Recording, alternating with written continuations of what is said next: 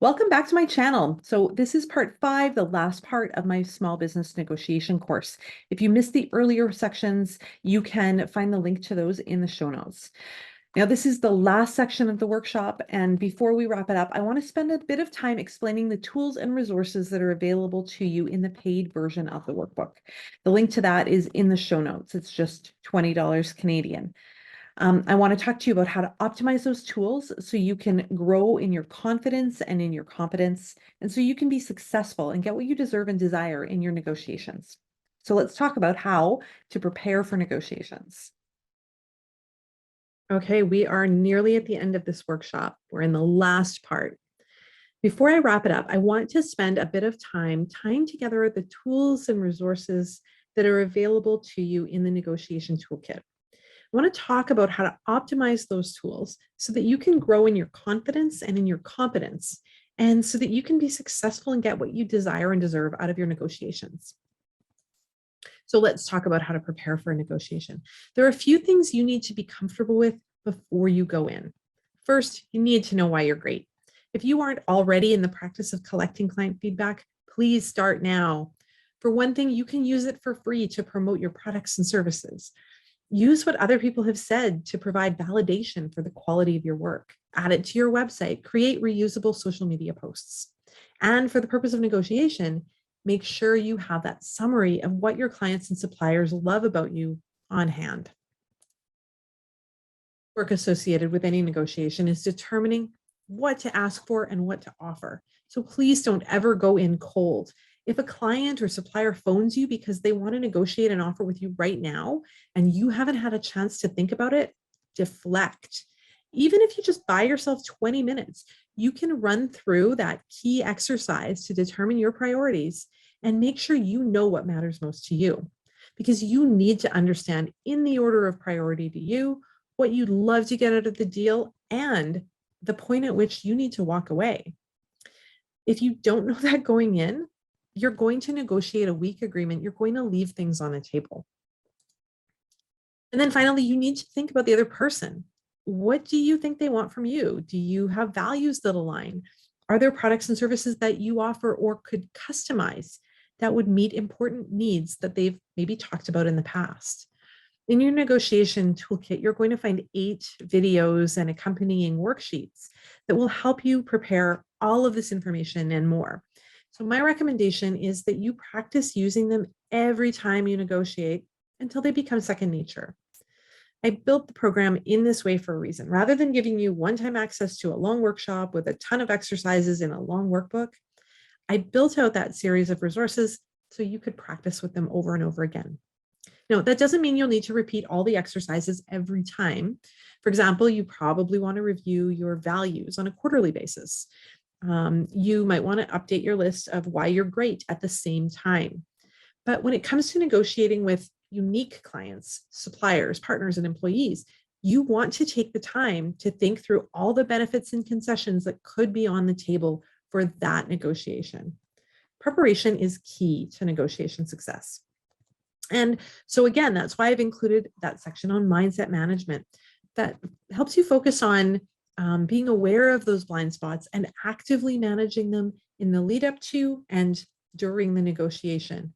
And then, of course, I've got that quick pep talk in there that you can listen to right before you go into that conversation. I want to give you a few pieces of general advice to ensure success in negotiation. And the first one is take your time. So one powerful negotiation tactic is to use the power of urgency to drive the other person into a quick, poorly thought out decision. If you feel like you're under pressure, especially if you're underprepared, make up an excuse. You've got a meeting to go to, a client's waiting for you, or it's just not a good time because you're distracted and you're not prepared to make any decisions. Don't rush.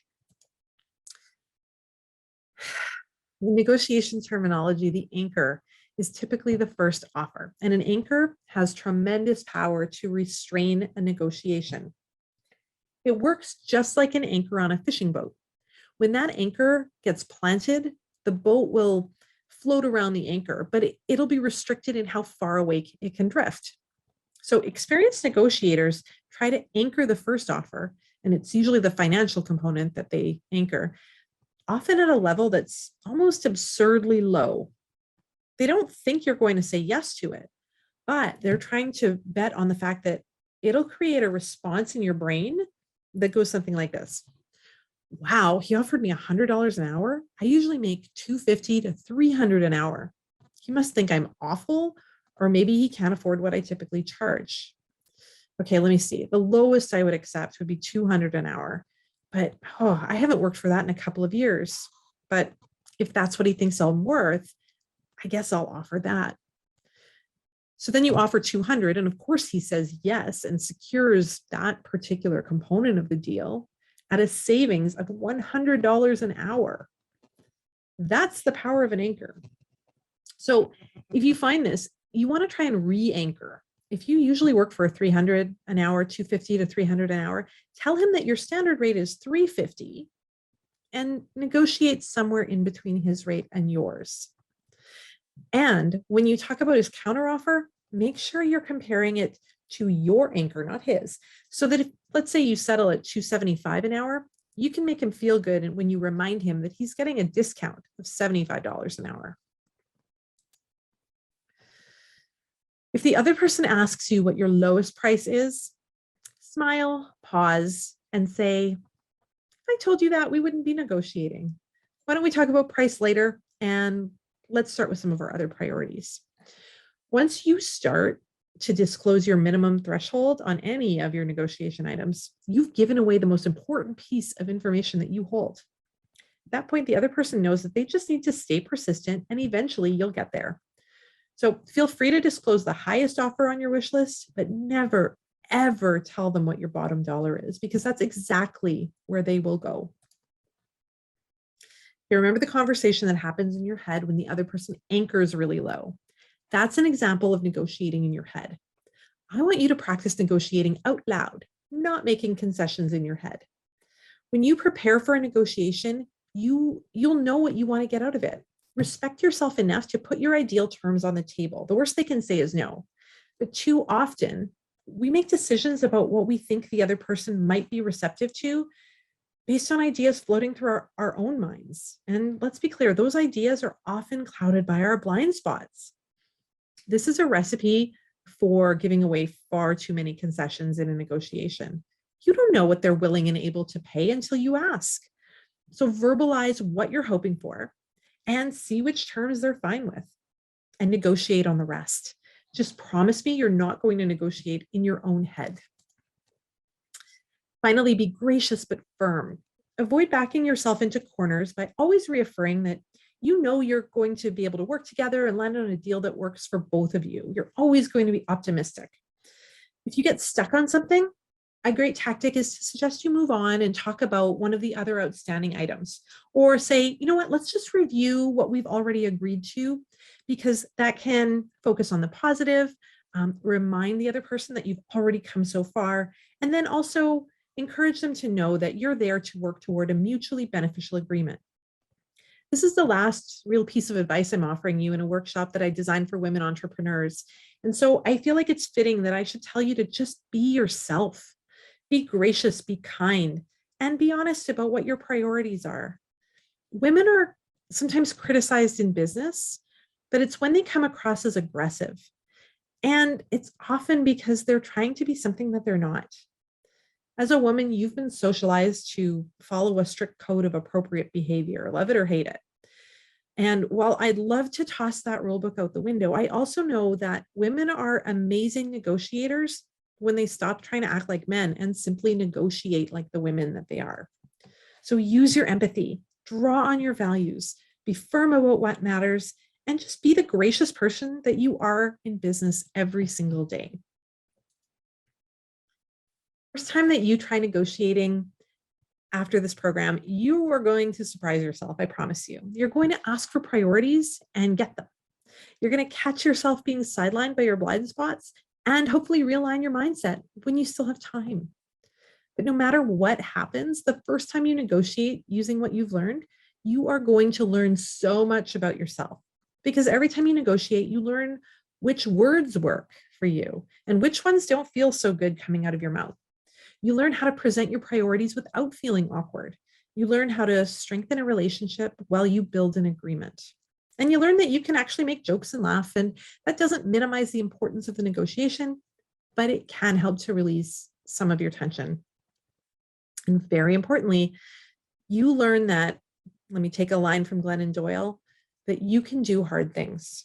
So please journal about the experience. What went well? What sucked? What do you wish you'd pushed for? What came up in your mindset and how did you handle it? How do you feel afterwards? Are you satisfied? Proud? You should be. Because every time you negotiate, you build confidence and competence. You put more money in your pockets, and then you use that money to do great things in the world.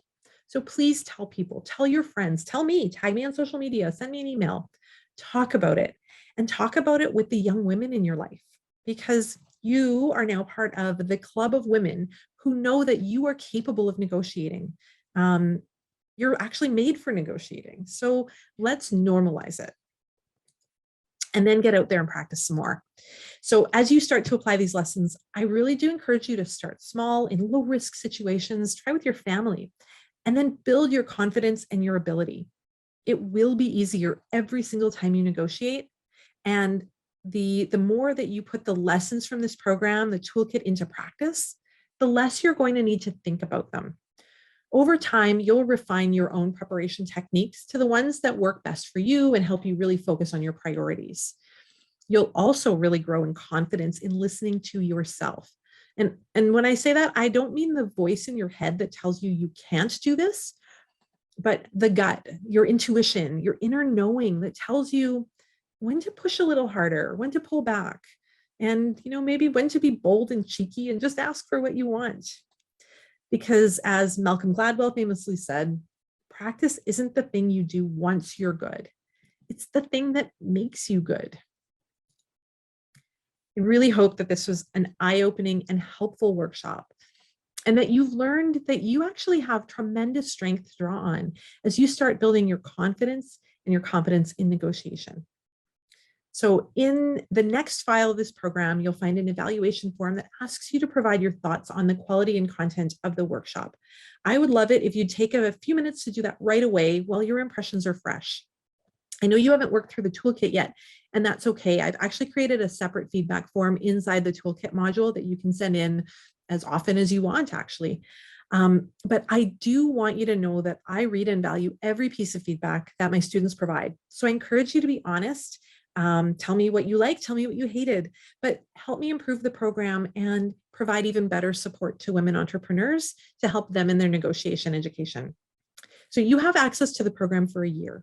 So don't be shy to reach out to me. I love hearing from students. And if you have questions or you want to connect and let me know how it's going, talk about some of the struggles you're having, please feel free to drop into my DMs on LinkedIn or Instagram, or send me an email at joanne@joannezook.com.